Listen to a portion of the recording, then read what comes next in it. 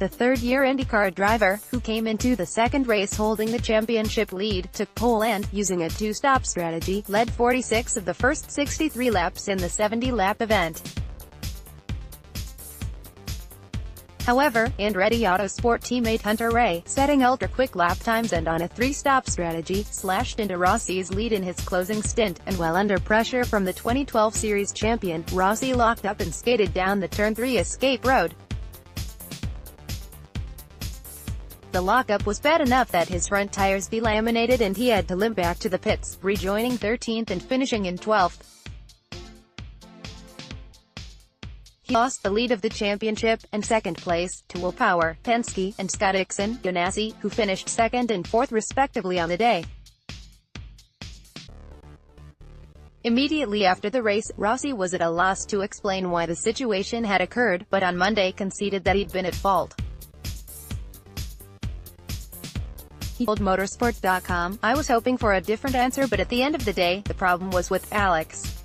It was a combination of using the front tires really hard in the race, I didn't have the pace of Ryan and we couldn't dial out our understeer, and taking a very slightly defensive line to that corner. I unloaded the left front so it locked up when I hit the brakes.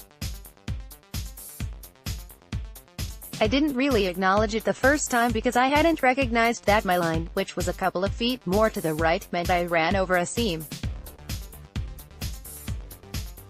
It's pretty unusual to get a lockup on the outside tire, so that caught me by surprise, but there wasn't a flat spot first time around. The lockup had been really minor and I got no vibration from it, so I just regarded it as an anomaly. So next time around, Ryan was a little further back, so I backed it up to braking where I had for 1 3/4 of the racing over the weekend. This time it locked even harder because it was caused by the bump I was now hitting, both fronts locked, and that's when I headed down the runoff." Rossi acknowledges that thinking big picture, as advised by his strategist and Andretti Autosport team manager Rob Edwards while Hunter-Reay was closing in, had not been on his agenda and that he may have cause to regret that. "You kick yourself because that was gonna be an easy second place," he said, "and I'd have gotten 44 points instead of 22, because no way Will was gonna catch me. So I should have just let Ryan go and we'd be leading the championship. But when you're racing, the thing is, I wasn't going to race Ryan too hard for the win, I wasn't going to drive him down to the white line. I knew he was a second a lap quicker than us by then. But on the other hand, I wasn't going to just pull over. It's about finding that balance, and I didn't find a good balance in managing risk because in that moment I just wanted to win. I don't like second place, as important as podium finishes can be for championships, I just want to win races.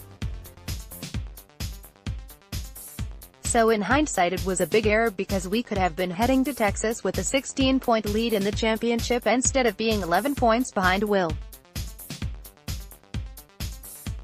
But on the other hand, we started on pole, we led most of the race, and I was still leading with less than 10 laps to go. I'm not going to let the work of everyone on the conceding a win is just not going to happen, not even after what we've just experienced. But maybe the mindset that will change is that if there's no threat other than the car you're fighting with for the win, then maybe there's a situation where you race as hard as you can but there's no defensive line taken. If he has a run on you, then so be it. I've done that in the past when you're trying not to lose too much time by fighting. But it's never been for a win before, that was the difference.